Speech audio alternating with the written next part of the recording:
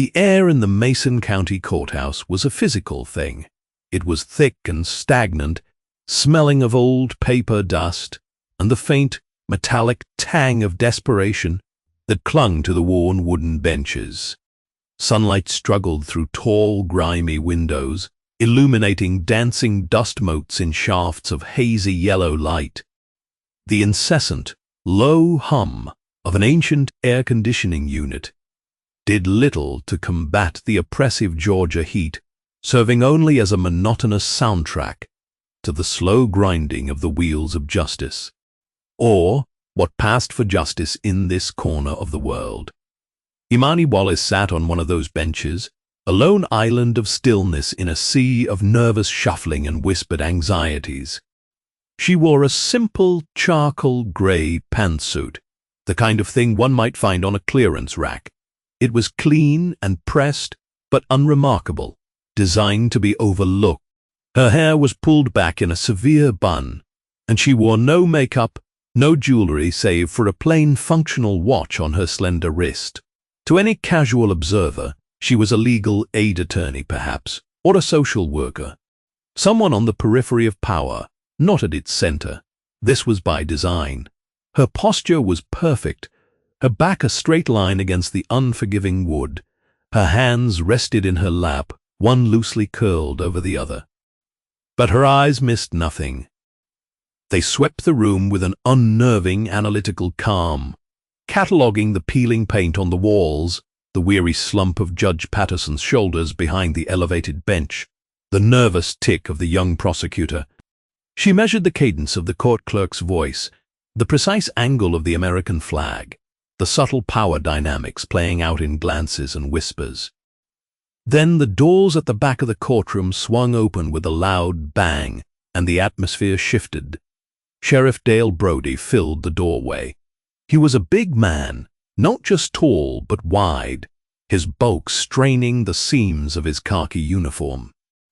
His face was florid, a testament to years of sun and whiskey, and his silver hair was cropped short in a military style that did nothing to soften his features. A large, ornate belt buckle with a Texas longhorn, a baffling affectation for a Georgia sheriff, gleamed over a considerable gut. He moved, not like a public servant, but like the owner of the establishment, his polished boots echoing on the linoleum floor. He clapped a deputy on the back, his laugh a booming, unwelcome sound that made several people flinch. He was a predator in his own curated jungle, and this courtroom was the prime hunting ground. From his seat on the high bench, Judge Patterson gave a tired nod. "Sheriff, Your Honor," Brody boomed, his voice dripping with a false bonhomie that failed to conceal the steel beneath. "Just here to make sure things run smooth. Got an eviction case up." Wallace. He said the name like it was something unpleasant he had found on the bottom of his boot. Imani felt nothing. No anger, no fear. Her heart rate remained a steady, placid 60 beats per minute. She was a surgeon observing a disease, a demolitions expert studying the structural flaws in a condemned building. His arrogance was a data point. His prejudice was a variable in a complex equation she had already solved. Inside Dale Brody's mind, the world was a simple, satisfying hierarchy. There were men like him, strong, white, in charge, and then there was everyone else. This courtroom was his theater, and Judge Patterson, for all his robes and gavels, was a bit player.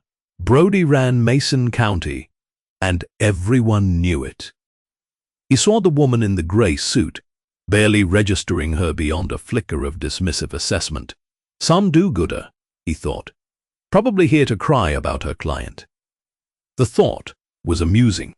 The clerk called the case, docket number 734, Mason County versus Martha Wallace.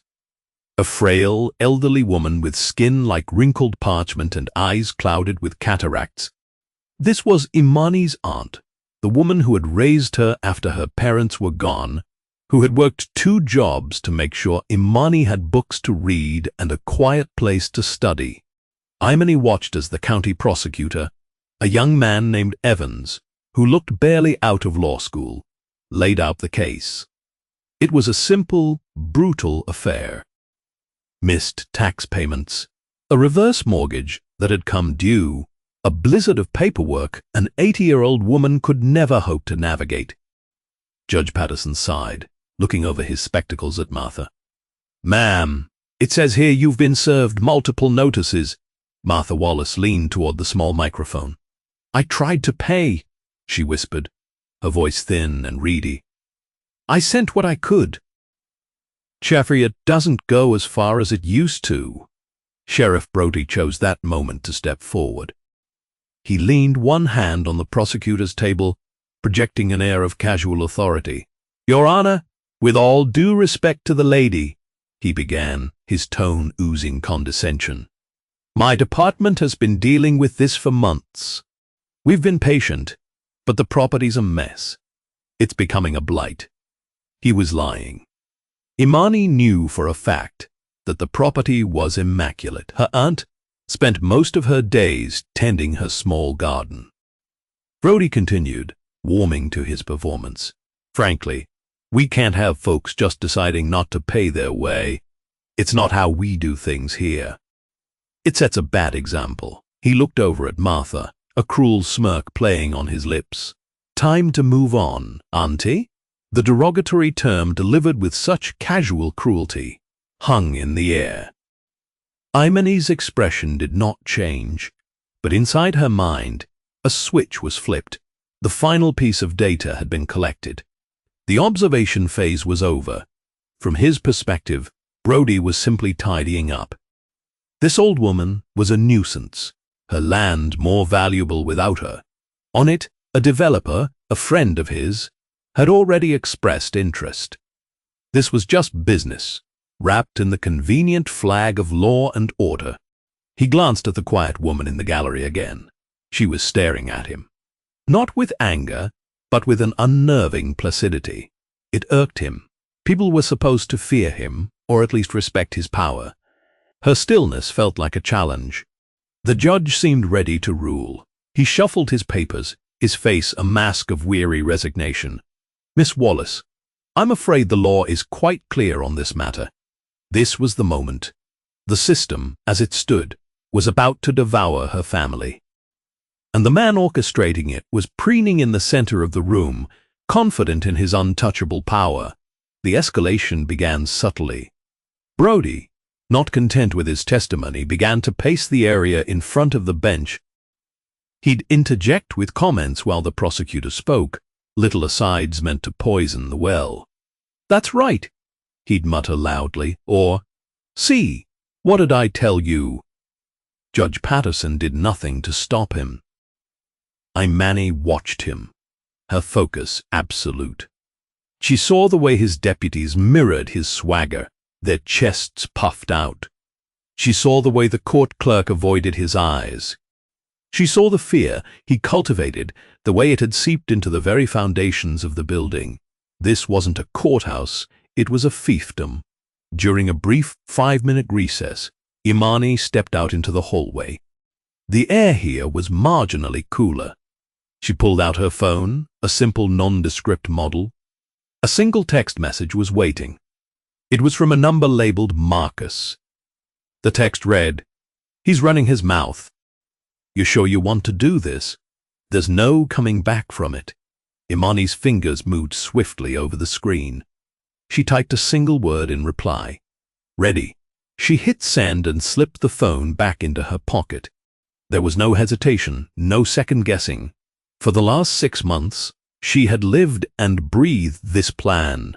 She had investigated Dale Brody from a distance, using resources he couldn't possibly imagine.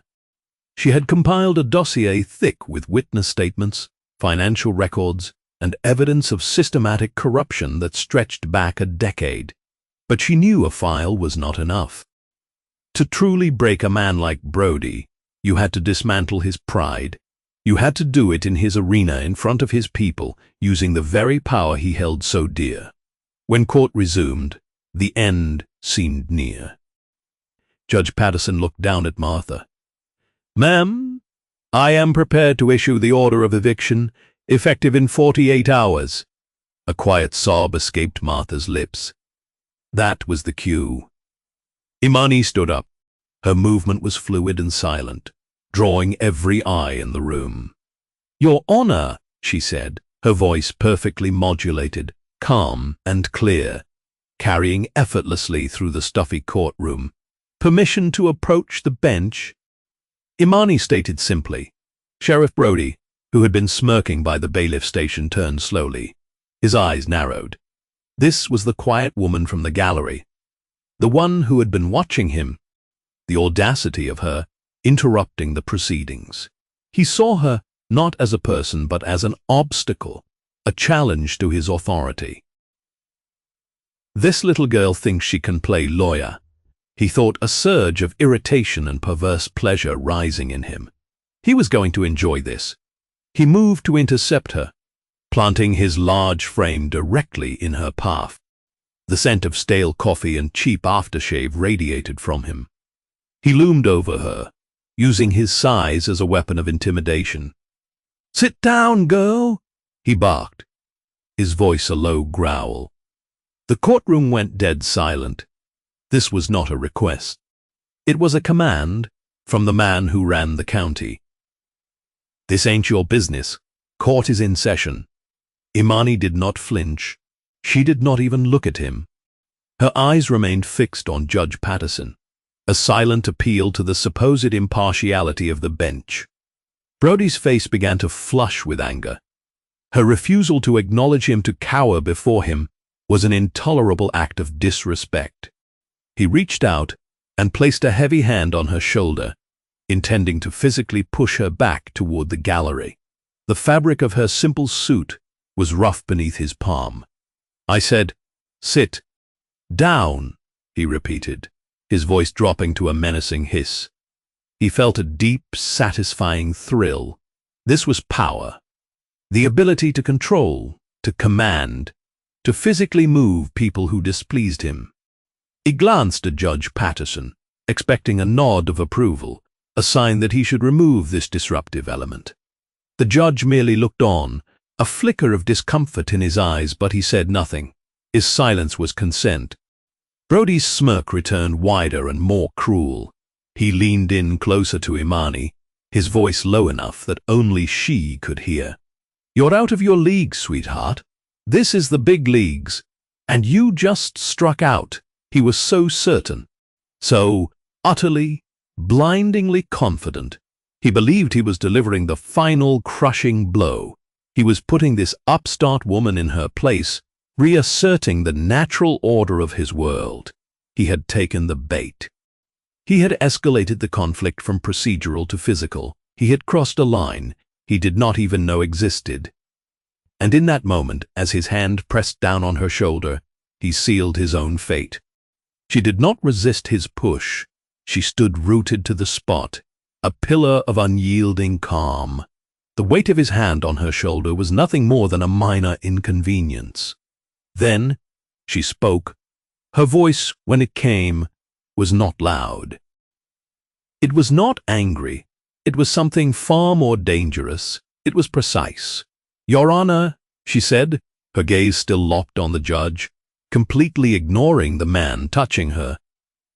"I direct your attention to the Georgia State Judicial Code, specifically Section 45B, Paragraph 3. The room was so quiet, you could hear the hum of the fluorescent lights. The legal citation, delivered with such unnerving confidence, hung in the air like a guillotine's blade. "It states," Imani continued, her tone as level as a surgeon's scalpel, "that any attempt by a law enforcement officer to intimidate or physically influence a party or their representative during an active civil proceeding constitutes immediate grounds for a summary contempt of court charge. It also opens the door to a felony charge of witness tampering." The power dynamic in the room did not just shift, it shattered. Sheriff Brody's hand recoiled from her shoulder as if he had touched a hot stove. His sneer evaporated, replaced by a slack-jawed expression of pure confusion. The legal jargon was like a foreign language to him, but the tone was unmistakable. This was not the plea of a victim. This was the pronouncement of a predator. He looked from her placid face to the judge's suddenly alert one. Judge Patterson, who had been slumped in his chair moments before, was now sitting bolt upright. He was staring at Imani, truly seeing her for the first time. The annoyance was gone, replaced by a dawning sense of shock. And something else. Apprehension. Who the hell are you? Brody stammered, the bluster gone from his voice, leaving behind a raw, panicked edge. This was the moment of inversion. The hunter had just realized he was standing in a snare. The confidence that had defined Dale Brody's entire existence began to crumble, the foundations turning to sand. He had built his kingdom on fear and intimidation, on the certainty that no one would ever dare challenge him on his own ground. He was wrong. Imani finally turned her head, slowly, to look at him. Her eyes were cold, hard chips of obsidian. There was no anger in them. There was no fear. There was only a vast, empty space where his power used to be. "My name," she said, her voice dropping to a quiet, almost conversational tone, "is Imani Wallace." She paused, letting the silence stretch. She reached into the simple, worn briefcase she had carried in and placed on the council table. The clasps opened with two soft, definitive clicks. From inside, she removed a single, crisp manila folder. She slid it across the polished wood of the table toward the clerk. "And as of 8 o'clock this morning," she continued, her voice rising just enough to fill the stunned silence of the courtroom, "by executive order of the governor of this state and with the unanimous confirmation of the State Judicial Commission, I am the new supervising circuit judge for the Piedmont Judicial Circuit." She looked directly at Judge Patterson. "Which, Your Honor, makes me your new boss." A collective gasp swept through the gallery. It was a sound of pure, unadulterated shock. Brody's deputies exchanged panicked glances. The young prosecutor's mouth was hanging open. Aunt Martha, at the defendant's table, looked on with wide, uncomprehending eyes. Judge Patterson, his face pale, reached for the folder with a trembling hand. He opened it. His eyes scanned the first page, which bore the official seal of the governor's office. He read the declaration, the signatures. His complexion turned from pale to ashen. He looked up from the documents, his eyes wide with a mixture of terror and disbelief. He looked at the powerful, arrogant sheriff who had dominated his courtroom for years, and then at the calm, unassuming woman in the plain gray suit who had just dismantled him with a few quiet sentences. It's legitimate," Patterson croaked, his voice barely a whisper. "A judge. This woman, this was impossible. It was a joke, a nightmare." He felt a cold sweat break out on his forehead, his starched collar suddenly feeling tight as a noose. The world had turned upside down. "This is some kind of trick," he blustered, trying to regain his footing, but his voice cracked. The fear was naked now for all to see.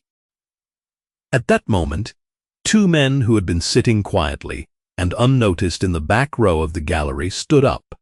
They were dressed in dark, conservative suits that screamed federal law enforcement.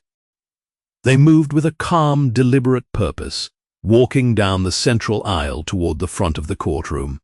One of them, a tall black man with a grim, professional expression, was Marcus. He didn't look at Imani. His eyes were fixed on Dale Brody. "Sheriff Dale Brody," Marcus said, his voice ringing with an authority that dwarfed anything the sheriff had ever possessed.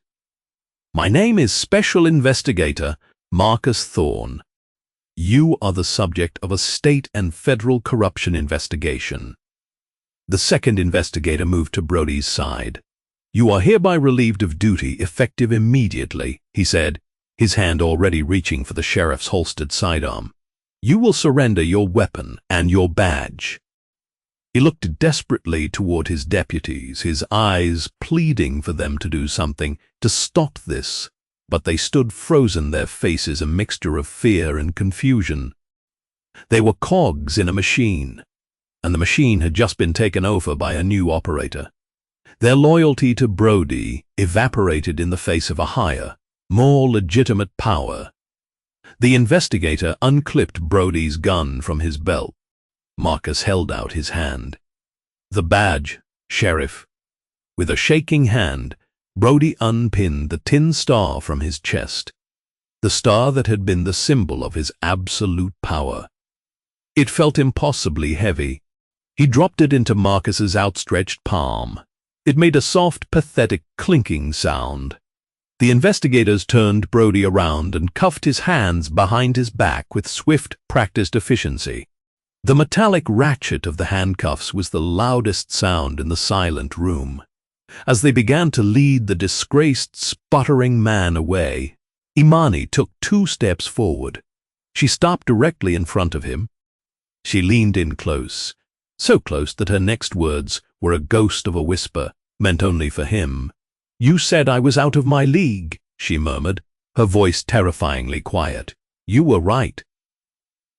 She looked at the cuffs on his wrists, then back to his terrified, sweat-beaded face. "It's mine." They led him away. Dale Brody, the king of Mason County, was Frog, marched out of his own courtroom in handcuffs, his reign over in a matter of minutes. Imani watched him go, her expression unreadable.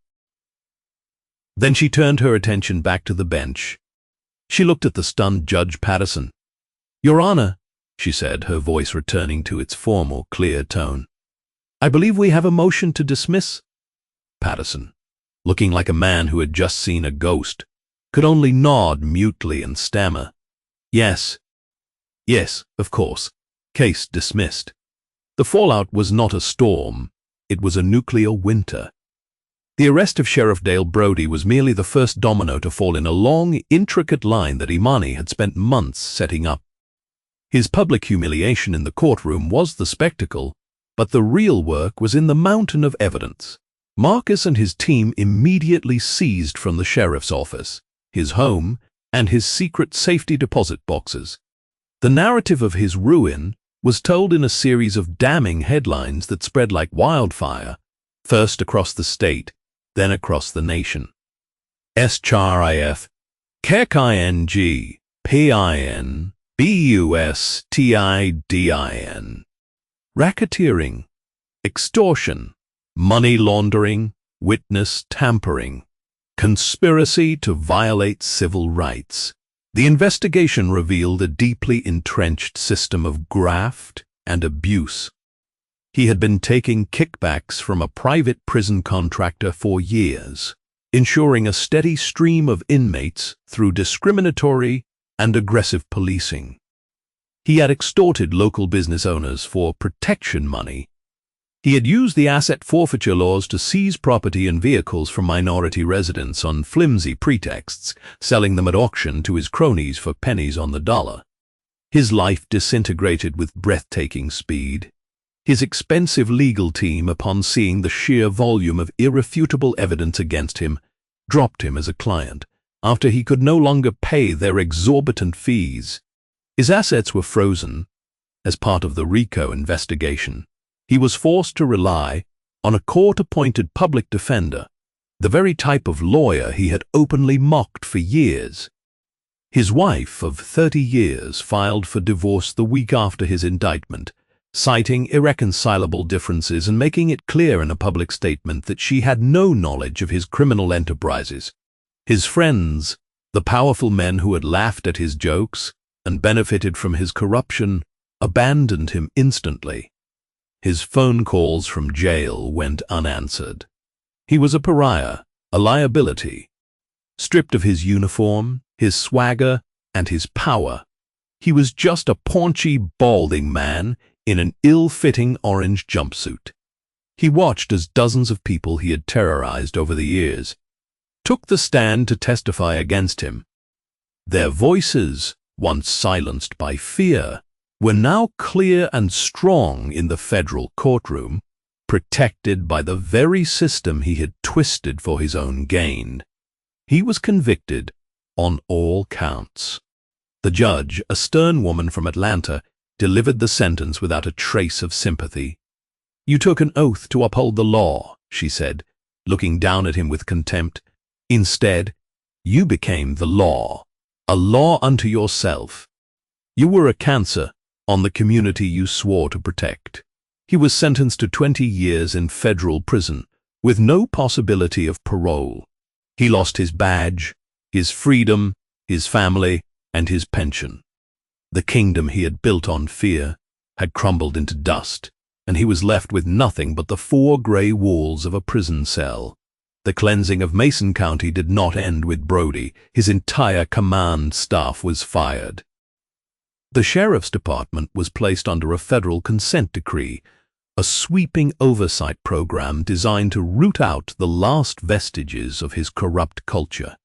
Judge Patterson was strongly encouraged to take an early retirement by the State Judicial Commission, which he did, disappearing from public life in disgrace. Imani Wallace, now universally known as Judge Wallace, oversaw it all. She did not gloat. She did not grant interviews to the clamoring national media. She simply worked. She instituted new transparency protocols, requiring body cameras for all deputies.